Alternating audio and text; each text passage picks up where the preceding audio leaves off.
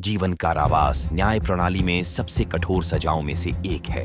दोषी व्यक्तियों को एक ऐसी दुनिया में फेंक दिया जाता है जहां समय जेल के पीछे अनंत तक फैलता है। समाज से अलग उन्हें हमेशा के लिए कैद की पागल हकीकतों से जूझना पड़ता है और ये दोषी अपनी सजा सुनते ही पागल हो जाते हैं, ये महसूस करते हुए कि उनके लिए जीवन हमेशा के लिए खत्म हो गया है। शॉन्डेल जैक्सन। सिंडेल जैक्सन 19 साल के थे जब उन्हें नथन पॉटर की हत्या और लूट के मामले में दोषी ठहराया गया। सिंडेल को उम्मीद थी कि उन्हें अनिवार्य आजीवन कारावास की सजा मिलेगी, लेकिन उन्हें पैरोल की संभावना भी मिलेगी। जज ने इस उम्मीद को तोड़ दिया जब उन्होंने उन्हें बिना पैरोल की संभावना के आजीवन कारावास की सजा सुनाई। इससे सिंडेल तुरंत गुस्से में आ गए। अंततः उनके परिवार और पीड़ित के परिवार दोनों के आंसुओं के बीच 3 वयस्कों ने उन्हें शांत किया। 21 वर्षीय नथन पॉटर विस्कॉन्सिन विश्वविद्यालय मिल्वॉकी के छात्र थे। वे 6 जुलाई 2009 को अपने रिवर वेस्ट अपार्टमेंट में घर जा रहे थे, जो विश्वविद्यालय परिसर से 1 मील पश्चिम में था, जब उन पर सिंडेल और उनके 20 वर्षीय साथी डेरिक थॉमस ने उन्हें लूटने के लिए हमला किया। उनके पास कोई नकदी नहीं थी, इसीलिए सिंडेल ने उन्हें गोली मार दी। चोरों की जोड़ी को 1 महीने बाद पकड़ा गया और गिरफ्तार किया गया और थॉमस ने बिना समय बर्बाद किए उन्हें बताया कि जैक्सन ही हत्यारा था। जैक्सन को हत्या के आरोप में चार्ज किया गया था और अदालत में अपनी उपस्थिति के दौरान उन्होंने कोई पछतावा या सहानुभूति नहीं दिखाई। उन्हें पीड़ित के परिवार की ओर इशारा करते हुए और यहां तक कि एक सुनवाई के बाद उन्हें दूर ले जाया जा रहा था, उन पर मुस्कुराते हुए भी देखा गया था। अदालत में अपने संबोधन में पीड़ित के पिता जॉन पॉटर ने जज से अपराध के लिए योग्य सजा देने का आग्रह किया, जो एक बेतुका अपराध था, यह कहते हुए कि ऐसा कुछ भी नहीं कहा जा सकता जो हमारे नथन को वापस ला सके, लेकिन सजा निश्चित रूप से एक और बेतुका नुकसान को रोक देगी। सिंडेल के हाथों जीवन का। जूरी को सिर्फ 1 घंटे का समय लगा और यह निर्णय सिंडेल को ज्यादा परेशान नहीं करता था। हालांकि जज रेबेका डैलेट ने उन्हें आजीवन कारावास की सजा सुनाई और यह सुनकर कि उनके पास पैरोल की संभावना नहीं थी, सिंडेल अपनी मुस्कुराहट खो बैठे। उन्हें एक बार फिर पीड़ित के परिवार की ओर इशारा करने की कोशिश करते हुए देखा गया, लेकिन अधिकारी इस बार तैयार थे और उन्हें रोकने के प्रयास किए।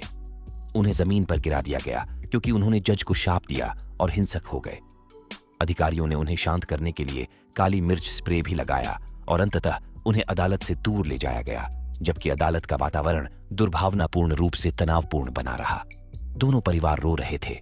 एक पक्ष अपना नुकसान याद कर रहा था और दूसरा अपना खोने के साथ तालमेल बिठा रहा था। जैक्सन परिवार के सदस्यों ने किसी कारण से पीड़ित के परिवार पर अपमान करना शुरू कर दिया, यहां तक कि एक ने कहा, मैं तुमसे नफरत करता हूं, मैं तुम सभी से नफरत करता हूं। अजीब। डेंटा राइट। डांटा राइट सभी मुस्कुरा रहे थे, अपनी आंखें घुमा रहे थे, अपना सिर हिला रहे थे और पीड़ित की मां करेन क्ली के लिए कर्तनी क्ली द्वारा प्रभाव बयान पढ़े जाने पर मुस्कुरा रहे थे। पीड़ित मिशिगन हाई स्कूल छात्र जॉर्डन क्ली 6 अक्टूबर 2016 को एक लूट के प्रयास के दौरान उनके सिर के बीच में घातक रूप से गोली मार दी गई थी।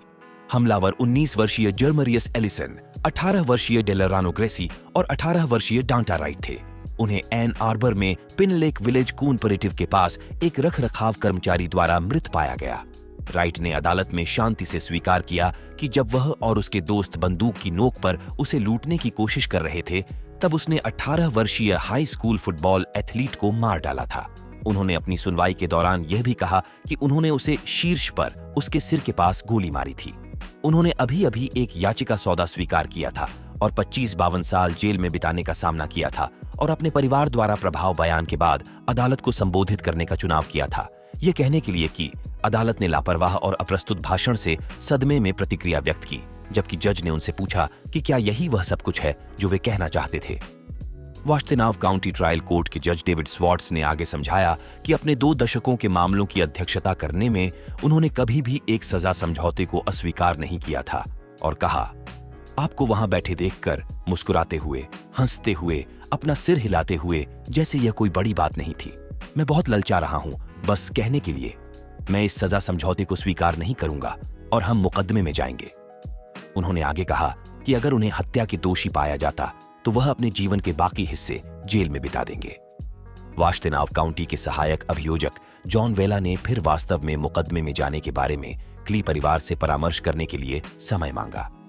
राइट का चेहरा पहली बार सीधा हो गया, क्योंकि वह अवकाश के दौरान यह सुनने के लिए इंतजार कर रहा था कि क्या क्ली जज की तरह नाराज थे। परिवार ने फैसला किया कि वे चाहते हैं कि स्वॉर्ड्स अपने बेटे के हत्यारे को समझौते के माध्यम से सजा दे ताकि वे आगे बढ़ सकें और उसे माफ करने का प्रयास कर सकें।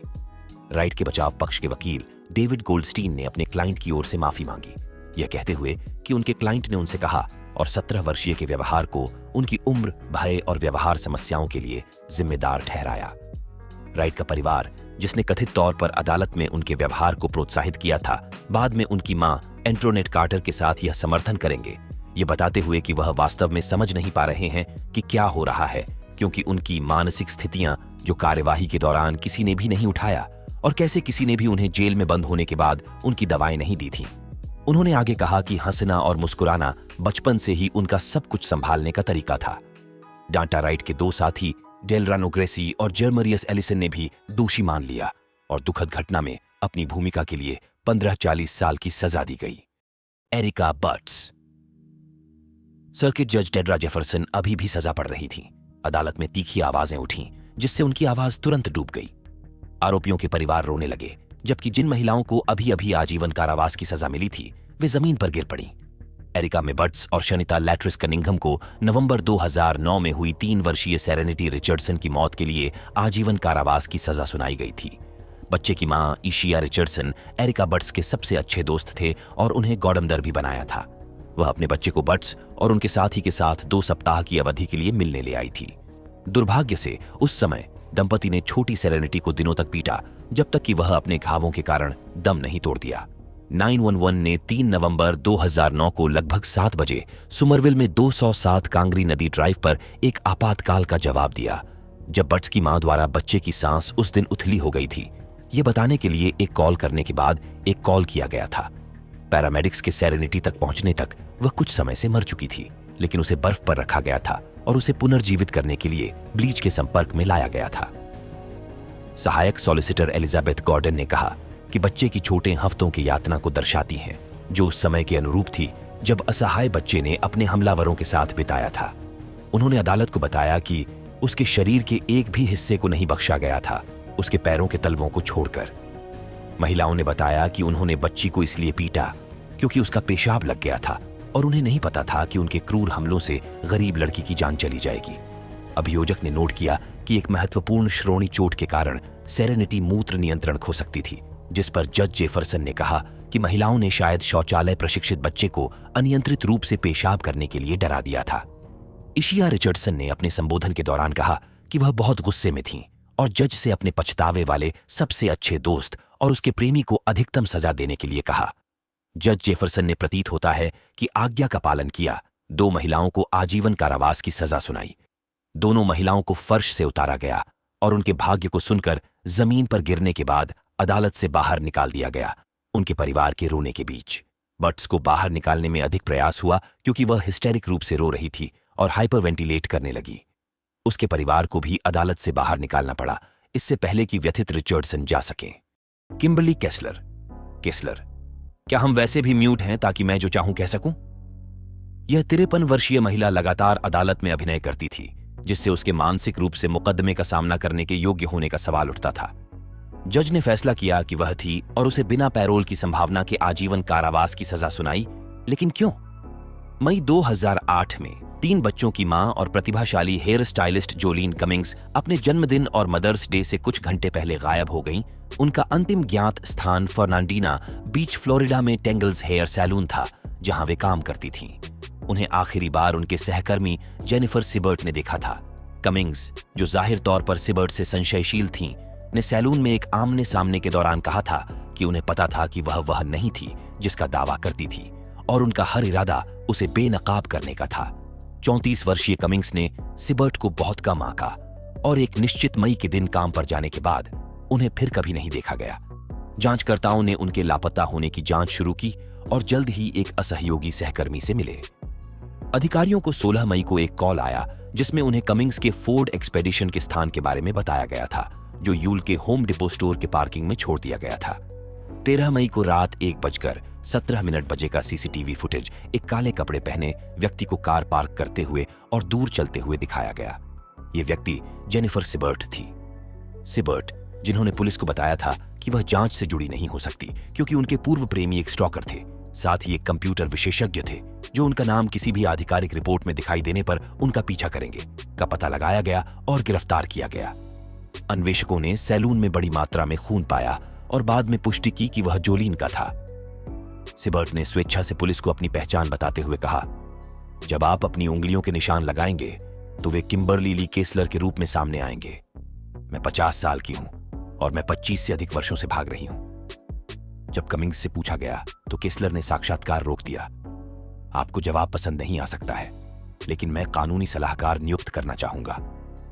टेंगल्स के पीछे निगरानी फुटेज ने दिखाया कि केसलर ने पास के डंपस्टर में भारी कचरा बैग फेंके, इससे पहले कि वह पास के वॉलमार्ट में देर रात खरीदारी के लिए निकले। उन्हें 30 गैलन कचरा बैग, एक इलेक्ट्रिक कार्विंग चाकू, सफाई दस्ताने और अमोनिया की एक बोतल खरीदते हुए भी कैप्चर किया गया था। सैलून में लौटने पर केसलर ने उसी डंपस्टर में और अधिक उभरे हुए कचरा बैग फेंके। एक कचरा ट्रक ने बाद में उस डंपस्टर को उठा लिया और उसके महाद्वीपों को कभी प्राप्त नहीं किया गया।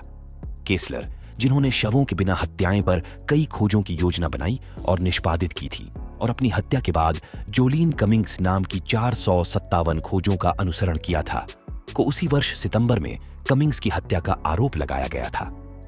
केसलर ने फिर जेल में भूख हड़ताल पर चली गई, जो 196 से एक निकट कंकाल 74 पाउंड तक गई, ताकि मुकदमे के लिए अक्षमता साबित कर सके। उसे अक्सर अदालत में अस्थमा और बड़बड़ाते हुए ले जाया जाता था। उसे बैटरी का भी आरोप लगाया गया था, क्योंकि उसने अपने आप को कपड़े उतार दिए थे और मल फैला दिया था, यहां तक कि उसने इसे गार्ड पर फेंका था। केसलर को कई बार बाधित करने और मौखिक विस्फोट सहित कई अवसरों पर चिल्लाने सहित कई व्यवधानों के कारण ज्यादातर एक अन्य कमरे में ले जाया गया था। केसलर, जॉर्डन बियर्ड जोलीन कमिंग्स का चचेरा भाई है। केसलर, मैं सार्वजनिक डिफेंडर के कार्यालय को अस्वीकार करता हूं। उन्होंने जोलीन कमिंग्स के चचेरे भाई को मेरे सार्वजनिक डिफेंडर के रूप में नियुक्त किया। क्या आप नहीं चाहते कि जनता को पता चले? तन अदालत ने नहीं माना कि वह मानसिक रूप से अक्षम थी और दिसंबर 2021 में उसे पहली डिग्री हत्या का दोषी पाया गया। उसे बिना पैरोल की संभावना के आजीवन कारावास की सजा सुनाई गई थी। डैरिल ब्रूक्स, जज। फ्रैंकली श्री ब्रूक्स, कोई भी आपके लिए सुरक्षित नहीं है। यह समुदाय तभी सुरक्षित हो सकता है जब आप जीवन भर के लिए सलाखों के पीछे हों। सर्किट जज जेनिफर डोरो ने उस व्यक्ति के मुकदमे का सामना किया था जिसने एक क्रिसमस परेड में भीड़ में घुसकर आधा दर्जन लोगों को मार डाला था और दर्जनों को घायल कर दिया था। यह आदमी डेरेल ब्रूक्स है। 21 नवंबर 2021 को देर दोपहर के आसपास 39 वर्षीय डेरेल ब्रूक्स ने एक लाल 2010 फोर्ड एस्केप एसयूवी चलाया, जो लगभग 40 मील प्रति घंटे की गति से पुलिस बैरिकेडों के पीछे से और वॉकेशा, विस्कॉन्सिन में वार्षिक क्रिसमस परेड के माध्यम से चला गया, जिससे उसके रास्ते में सभी चीजों और लोगों के माध्यम से टक्कर हुई। 2 प्रत्यक्षदर्शियों ने संवाददाताओं को बताया कि ड्राइवर शुरू में नहीं रुका और उन्हें केवल लोगों के चिल्लाने और रोने की आवाज सुनाई दी, क्योंकि दहशत हवा में भर गई थी। एक गवाह ने डेरेल ब्रूक्स को शांत और रचित बताया, क्योंकि उन्होंने भीड़ में तबाही मचाई थी। पुलिस ने बताया कि ड्राइवर ने जानबूझकर भीड़ को निशाना बनाया, जानबूझकर जिगजैग पैटर्न में गाड़ी चलाकर जितना हो सके उतने लोगों को मारा। 6 लोगों की मौत उनके अप्रत्याशित हमले से हुई और कुल 62 अन्य घायल हो गए। उनके शिकार की उम्र 8 से 81 वर्ष थी, जिनमें से अधिकांश डांसिंग ग्रैननी समूह की दादी थीं। डेरेल ब्रूक्स को गिरफ्तार किया गया और आरोप लगाया गया। 6 आरोपों में दोषी नहीं होने का अनुरोध किया। वह अदालत में खुद का प्रतिनिधित्व करने का विकल्प चुना और यहां तक कि अपने सार्वजनिक डिफेंडरों को वापस लेने के लिए एक प्रस्ताव दायर किया था। अपने मुकदमे के दौरान ब्रूक्स को कई बार अदालत से हटा दिया गया था, क्योंकि वह इस तरह से अभिनय कर रहे थे जो अस्वीकार्य था। उन्होंने कई मौकों पर जज जेनिफर डोरो पर बात की और अदालत में गाली गलौज का इस्तेमाल किया। उन्होंने एक बिंदु पर जज पर अपमानों की झड़ी लगा दी, कहते हुए, ब्रूक्स, आप खुद को जज कैसे कह सकते हैं? ब्रूक्स, आप मुझे जितना चाहें अवमानना कर सकते हैं। जज, मैं आपको अवमानना नहीं कर रहा हूं। ब्रूक्स, आपके पास कोई अखंडता नहीं है। अदालत में उनके आचरण और उनके विचित्र व्यवहार को सहन करने के बाद मुकदमा समाप्त हो गया, जब जूरी ने ब्रूक्स को सभी 76 आरोपों में दोषी पाया। डोरो ने उनकी सजा के दौरान एक भाषण दिया, जो अदालत में मौजूद लोगों की तालियों के साथ हुआ, जिसमें ब्रूक्स पूरे समय असामान्य रूप से उदास रहे। जज, गिनती 1 से 6 तक अदालत एक दूसरे के लिए लगातार विस्तारित पर्यवेक्षण की संभावना या पात्रता के बिना आजीवन कारावास लगा रही है। जज पृष्ठभूमि में बोल रहे हैं, 25 साल का कुलपा। ब्रूक्स ने अंततः अपने कार्यों के लिए माफी मांगी। कहा, मैं चाहता हूं कि सभी को पता चले कि न केवल मैं जो हुआ उसके लिए क्षमा चाहता हूं। मुझे खेद है कि आप मेरे दिल में जो सच है वह नहीं देख सकते, कि आप देख सकते हैं कि मेरे पास जो पछतावा है, कि आप मेरे सेल में कहे गए सभी प्रार्थनाओं को नहीं सुन सकते, कि आप सभी आंसू नहीं देख सकते जो मैंने गिराए हैं। Jeremy Christian. मई 26, 2017 को 35 वर्षीय जेरेमी जोसेफ क्रिश्चियन एक ओरेगन कम्यूटर ट्रेन में बैठे थे और बोतल से संग्रिया पीते हुए नस्लवादी और इस्लामोफोबिक गालियां दे रहे थे। क्रिश्चियन ने अचानक अपने कमेंट्स को दो अश्वेत किशोरियों डेस्टिनी मैंगम और वालिया मोहम्मद पर केंद्रित किया जो हिजाब पहनी थी। एक आदमी शॉन फोर्ड ने क्रिश्चियन को किशोरियों को देखने से रोकने के लिए उनके बीच खड़े होकर कोशिश की, जबकि अन्य यात्रियों ने लड़कियों के लिए बात की। 21 वर्षीय माइका फ्लेचर फोर्ड के साथ शामिल हो गए और क्रिश्चियन से चुप रहने और लड़कियों को अकेला छोड़ने की मांग की। अपने मोबाइल फोन के साथ 23 वर्षीय नामकई मेचे ने क्रिश्चियन से संपर्क किया, जबकि उसे बताया कि वह एक इंटरनेट सनसनी होने वाला है। जैसे ही क्रिश्चियन ने नामकई मेचे के हाथ से फोन छीन लिया और फिर रिकॉर्ड करना शुरू किया, चीजें बढ़ गईं। उसने तुरंत फ्लेचर को धक्का दिया और उसे कुछ करो कुतिया कहकर उकसाया। उसने एक हाथ से नामकई मेचे को धक्का दिया और दूसरे हाथ में एक फोल्डिंग चाकू था। उनमें से किसी ने भी चाकू नहीं देखा। जैसे ही ट्रेन रुकी, 3 आदमी क्रिश्चियन का सामना करते हुए खड़े थे, जिसमें फ्लेचर ने फिर से क्रिश्चियन को धक्का दिया। 15 सेकंड से भी कम समय में क्रिश्चियन ने बेस्ट और नामकई मेचे के साथ तीनों पुरुषों के गले में कटौती कर दी, जो तुरंत जमीन पर गिर पड़े। फ्लेचर ने अपनी गर्दन से खून बहते हुए घटनास्थल से भाग गया, जबकि क्रिश्चियन ने अन्य 2 पुरुषों को बार बार छुरा घोंपा। बेस्ट की मौके पर ही मृत्यु हो गई और नामकई मेचे का अस्पताल जाते समय निधन हो गया। फ्लेचर हमले से बच गए और उनके गले पर एक निशान उन्हें हमेशा उस घटना की याद दिलाएगा। क्रिश्चियन घटनास्थल से भाग गया, लेकिन अधिकारियों द्वारा 1 मील दूर गिरफ्तार कर लिया गया। पुलिस वाहन के पीछे सवार होने के दौरान उसने खुश होने का दावा किया और कहा कि उसे उम्मीद है कि पीड़ित जीवित नहीं रहेंगे। उस पर 2 आरोपों में हत्या और 1 आरोप में हत्या का प्रयास, साथ ही 3 दुष्कर्म, 2 आरोपों में द्वितीय श्रेणी की धमकी और 1 आरोप में एक प्रतिबंधित हथियार रखने का आरोप लगाया गया था। उसका मुकदमा कम से कम अजीब था, क्योंकि उसे, यदि आपको स्वतंत्र भाषण पसंद नहीं है तो बाहर निकल जाओ, आप इसे आतंकवाद कहते हैं, मैं इसे देशभक्ति कहते हूं, कहते हुए रिकॉर्ड किया गया था। उसके दुर्व्यवहार का चरमोत्कर्ष एक महिला पर उसका उन्माद था, जिसके साथ उसने हमला किया था। आपने मेरे पूरे शहर को बर्बाद कर दिया। जॉर्ज फ्लॉयड, मुझे आपको मार देना चाहिए था, मुझे आपको मार देना चाहिए था। क्रिश्चियन, जो एक काली महिला पर प्लास्टिक की बोतल फेंकने सहित आरोपों के लिए दोषी नहीं माना गया था, को बिना पैरोल के आजीवन कारावास और अतिरिक्त 25 वर्ष की सजा सुनाई गई थी। माइकल स्वानसन, एक युवा आदमी की हत्या के मामले में जज ने कहा, ठंडे खून से की गई हत्या है। आपका वकील चाहता है कि हम मानें कि आप पागल हो गए थे, लेकिन मुझे उस बात पर विश्वास नहीं है। 17 साल के Michael Richard Swanson Saint Louis Park, Minnesota के रहने वाले थे। उन्हें 2 बार पहली डिग्री हत्या और पहली डिग्री डकैती का दोषी पाया गया था। उन्होंने 2 सुपरमार्केट कर्मचारियों को कोसुथ और हम्बोल्ट काउंटियों में मार डाला था। स्वानसन ने 15 नवंबर 2010 को रात 9 बजे के बाद अल्गोना में यूएस हाईवे 18 पर क्रॉसरोड्स गैस स्टेशन में प्रवेश किया। उन्होंने कैशियर 47 वर्षीय विकी बोमन हॉल से नकदी और सिगरेट की मांग की। कोसुथ काउंटी अटॉर्नी टॉड होम्स ने कहा कि स्वानसन ने उसकी विनती के बावजूद उसे गोली मार दी। स्वानसन फिर अल्गोना से लगभग 30 मील दक्षिण में हम्बोल्ट में कुम एंड गो सुविधा स्टोर के अंदर चला गया, जहां उसने 61 वर्षीय शीला मायर्स को गोली मार दी, जो मौके पर ही मर गई। किशोर ने कहा कि उसने दोनों क्लर्कों को जानबूझकर गोली मार दी ताकि वे अधिकारियों को बुला न सकें या उसकी पहचान न कर सकें। बाद में उसने कहा कि इससे उसे शक्तिशाली महसूस हुआ। स्वानसन, जो अपनी मां की जीप ग्रैंड चेरोकी चला रहा था, को वेबस्टर सिटी में एक मैकडॉनल्ड्स में गिरफ्तार किया गया था। उसके पेशी के दौरान मनोचिकित्सक माइकल टेलर ने राज्य के लिए एक प्रतिवाद गवाह के रूप में गवाही दी, जिसमें दावा किया गया कि स्वानसन ने कोई पश्चाताप नहीं दिखाया, अपने कार्यों को समझा और उसका शुरुआती लक्ष्य वर्षों पहले अपने माता पिता को मारना था। जूरी ने लगभग तुरंत ही फैसला सुना दिया और जब जूरी का फैसला पढ़ा गया तो वह हंसते हुए पकड़ा गया और जज बाइस द्वारा अपनी सजा के दौरान मुस्कुराया। स्वानसन को दूसरी स्टोर क्लर्क के लिए मुकदमे में जाना था, जिसे डकैती के दौरान मारा गया था, लेकिन इसके बजाय उसने दोषी मान लिया और एक याचिका समझौता किया। दोषी याचिका के हिस्से के रूप में स्वानसन को उस भाग्यशाली रात को अपनी पीड़ित को लूटने और मारने का कबूलना पड़ा। उन्होंने कहा, मैंने फिर जानबूझकर और पूर्व नियोजित तरीके से क्लर्क को गोली मार दी, जिससे उसकी मौत हो गई। मैंने ऐसा विशेष रूप से उसे मारने के इरादे से किया, बोमन का जिक्र करते हुए। दूसरी सजा के दौरान स्वानसन फिर से मुस्कुराने लगा। जज ने जल्दी से उसे बताया कि अगर वह मुस्कुराना जारी रखना चाहता है तो वह कोसुत काउंटी जेल में थोड़ा अधिक समय बिता सकता है, और उस पर स्वानसन तुरंत भूल गया कि मुस्कुराना कैसा होता है। अब वह अपने अपराधों के लिए बिना पैरोल के 2 लगातार आजीवन कारावास की सजा भुगत रहा है। Ellis Nelson Ortiz नीवेस।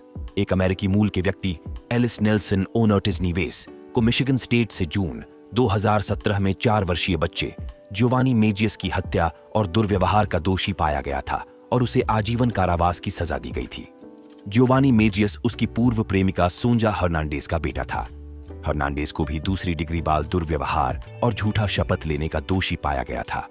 Kent county के डिप्टी ने गेन्स टाउनशिप हाउस ट्रेलर पर एक कॉल का जवाब दिया, जहां ओर्टिज नीवेस को 11 साल से कम उम्र के कई बच्चों की देखभाल करने के लिए सौंपा गया था, जिसमें 4 वर्षीय जियोवानी मेजियस भी शामिल था। केंट काउंटी के एक सहायक अभियोजक ने मुकदमे के दौरान जूरी को बताया कि डिप्टी ने जियोवानी को रसोई के फर्श पर सक्रिय रूप से मरते हुए पाया। एक शव परीक्षण से पता चला कि वह पेट की चोट के कारण आंतरिक रक्तस्राव से मर गया था। छोटे लड़के की मौत पेट, छोटी आंत और अन्य अंगों को पेट की पिछली दीवार से जोड़ने वाले मेसेंट्री में लगभग 2 इंच के आंसू से हुई थी। मेजियस को सिर के ऊपर, पीठ के निचले हिस्से और नितंबों में भी चोटें लगी थीं और उसके 2 टूटे पसलियां भी थीं जो ठीक हो रही थीं। अधिकारियों का कहना है कि ये चोटें केवल एक वयस्क द्वारा ही हो सकती थीं, न कि एक बच्चे द्वारा। अदालती मुकदमे के दौरान ओर्टिज नीवेस को एक बार जबरदस्ती अदालत से बाहर निकालना पड़ा, जब जज मार्क ट्रुसॉक ने 13 जून 2017 को अपनी मृत्यु से पहले जियोवानी मेजियस द्वारा झेली गई चोटों का वर्णन किया। इसमें कोई संदेह नहीं है कि आपने यह हत्या की है और आपने इस छोटे लड़के को पीटकर मार डाला है, जज ने कहा। आपने इस बच्चे, इस छोटे 4 वर्षीय निर्दोष लड़के के साथ जो किया वह बस विश्वास से परे है। इस पर एलिस ने जवाब दिया, मैं यहां बैठकर आपके बारे में पागल बातें कहने दूंगा यार। ट्रुसॉक ने उन पर अपनी बातचीत बंद कर दी। उन्हें मानव जीवन का सबसे निम्न रूप कहा जो मैंने देखा या देखा है। उन्होंने आगे कहा, आप एक राक्षस हैं और स्पष्ट रूप से आप दुष्ट हैं। आपने जो किया वह बीमार करने वाला और घृणित था। आपको कभी भी जेल से बाहर नहीं आना चाहिए। जूरी ने केवल 1 घंटे तक विचार विमर्श किया, फिर वे दोषी फैसला लेकर लौटे और ट्रुसॉक ने उन्हें अपराध हत्या के लिए बिना पैरोल के अनिवार्य आजीवन कारावास और पहली डिग्री बाल दुर्व्यवहार के लिए अतिरिक्त 80 से 150 वर्ष की सजा दी। ओर्टिज नीवेस ने अपनी अपराध हत्या और पहली डिग्री बाल दुर्व्यवहार की सजा के खिलाफ अपील दायर की, जिसमें दावा किया गया कि उनके वकील अक्षम थे और कुछ परीक्षण गवाही जंक विज्ञान पर आधारित थी। मिशिगन कोर्ट ऑफ अपील्स ने 10 पृष्ठ के निर्णय में उनकी अपील खारिज कर दी। 3 जज पैनल ने उल्लेख किया कि उन्हें इनमें से किसी भी दावे में कोई गुण नहीं मिला। टीजे लेन। महिला, इसके बाद आप कभी भी मेरे विचारों में नहीं होंगे, कभी नहीं। मेरा परिवार आगे बढ़ेगा, आप नहीं। थॉमस माइकल टीजे लेन जूनियर ने चकित होकर बैठा था। अपनी शर्ट पर हत्यारा लिखा हुआ था, क्योंकि उसके एक शिकार की मां ने अपना प्रभाव कथन पढ़ा था। लेन ने 27 फरवरी 2012 की सुबह चार्डन हाई स्कूल, चार्डन, ओहियो में कैफेटेरिया के अंदर गोली चला दी थी। उसका उद्देश्य किसी ऐसे व्यक्ति को निकालना था जिसे वह रोमांटिक प्रतिद्वंद्वी मानता था। कथित तौर पर उस शिकार ने 17 वर्षीय लेन की पूर्व प्रेमिका को डेट करना शुरू कर दिया था और वह सुबह गोली मारने वाला पहला व्यक्ति था, इससे पहले कि लेन ने अपना ध्यान दूसरों की ओर मोड़ दिया। 6 छात्रों को गोली मारी गई, 3 की मौत हो गई और अन्य 3 घायलों में से एक को स्थायी पक्षाघात का कारण बनने वाली चोटें लगीं। लेन ने घटनाओं को अंजाम देने के लिए .22 कैलिबर की हैंडगन का इस्तेमाल किया और स्कूल के बाहर अपनी कार से भागने का प्रयास करते समय उसे गिरफ्तार कर लिया गया। प्रोसिक्यूटर जज डेव जॉयस ने लेन को वयस्क के रूप में आजमाने का फैसला किया और घटना के लिए अन्य आरोपों के साथ 3 आरोपों में गंभीर हत्या दायर की। सुनवाई में अभियोजक ने कहा कि लेन ने घटना के दौरान 10 राउंड गोला बारूद चलाने का कबूल किया। लेन ने पुलिस को बताया कि वह पीड़ितों को नहीं जानता था और उन्हें यादृच्छिक रूप से चुना गया था, लेकिन छात्र गवाहों ने इन दावों का खंडन किया, जोर देकर कहा कि लेन स्कूल से पीड़ितों को जानता था। लेन की मुकदमे का सामना करने की क्षमता निर्धारित करने के लिए एक योग्यता सुनवाई आयोजित की गई थी। भले ही यह पता चला कि वह सिजोफ्रेनिया से पीड़ित था, जिससे मतिभ्रम और वास्तविकता से संपर्क खो गया था। मनोचिकित्सक फिलिप रेसनिक ने कहा कि यह लेन की उसके खिलाफ लगाए गए आरोपों को समझने की क्षमता में हस्तक्षेप नहीं करता है। यह निर्धारित करने के बाद कि वह मुकदमे का सामना करने के लिए सक्षम है, अदालती कार्यवाही शुरू हुई। लेन अपनी सजा के दिन एक आसमानी नीले रंग की शर्ट पहनकर अदालत में पेश हुआ। जैसे ही वह बैठ गया, जब उसने अपने वकील से बात की तो उसने अपनी शर्ट खोलना शुरू कर दिया। उसने अंततः शर्ट उतारकर एक सफेद टी शर्ट दिखाई, जिस पर उसने शूटिंग के दिन पहनी गई शर्ट की नकल करने के लिए हत्यारा शब्द लिखा था। उसने अपने शिकार के परिवारों से कहा, यह हाथ जो ट्रिगर खींचा जिससे आपके बेटों की मौत हुई। टीजे लेन ने कभी भी अपने कार्यों के लिए कोई मकसद नहीं बताया। उसने उन आरोपों के लिए दोषी मान लिया जिनके लिए उसे आरोप लगाया गया था, और उसे बिना पैरोल के 3 आजीवन कारावास की सजा दी गई थी, जो उसके 3 पीड़ितों में से प्रत्येक के लिए 1 थी। Joshua Tremain Jones. 28 वर्षीय जोशुआ ट्रेमेन जोन्स को एक याचिका समझौते में सेकंड जुडिशियल सर्किट के जज जैक अर्ली ने बिना पैरोल के आजीवन कारावास की सजा दी थी। उसका अपराध Aiken public safety officer Sandy Rogers की हत्या। रोगर्स 3 अधिकारियों में से एक थे जिन्हें 28 जनवरी 2012 को सुबह 7:30 बजे के आसपास यूटिस पार्क में कुछ संदिग्ध वाहनों की जांच के लिए बुलाया गया था। जबकि 2 अधिकारियों ने पार्क के दूसरे क्षेत्र में एक ट्रक की जांच की, रोगर्स एक नीली BMW तक चले गए जो एक पार्किंग स्पेस में पीछे की ओर थी। कुछ समय बाद अन्य 2 अधिकारियों ने 3 गोलियां सुनी और नीली BMW को तेजी से दूर जाते देखा। जोन्स को शूटर और कार के ड्राइवर के रूप में पहचाना गया और उसने 100 मील प्रति घंटे से अधिक की गति से गाड़ी चलाते हुए कानून प्रवर्तन में एक उच्च गति का पीछा किया। अधिकारियों ने कुछ समय के लिए उसका वाहन खो दिया और जोन्स का पता लगाने के लिए एक हेलीकॉप्टर लाया गया था। उसे बेट्सबर्ग में एक घर में पकड़ा गया और गिरफ्तार किया गया और स्टेशन तक ले जाया गया।